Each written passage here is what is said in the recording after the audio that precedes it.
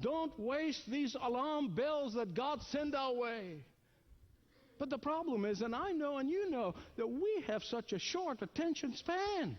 We live on perishable news. It comes in and 24 hours later it's gone. Something else happened. We have short attention. We forget our lessons very quickly. Oh, but Joel is saying, find out what God is saying to you during hard times, during times of crisis, during times of difficulty.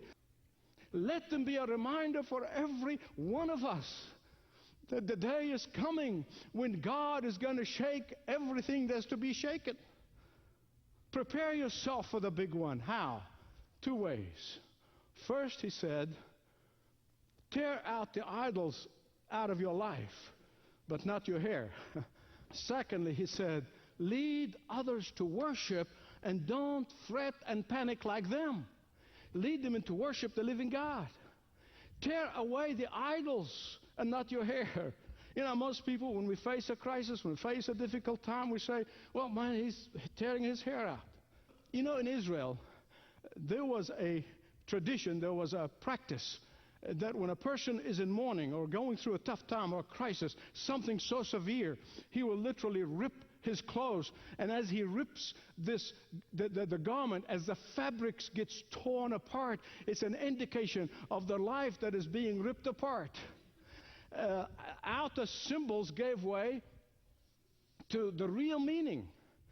They kept the tradition but lost the meaning. They went through the outward appearances, but they did not change. Their hearts were not changed. And that is why Joel said, in times of crisis, it is your heart that needs radical change, not your circumstances. It is your heart that needs transformation, not the economy. It is your heart that needs the complete surgery and not your situation. Listen to what he said, verses 12 and 13 of chapter 2.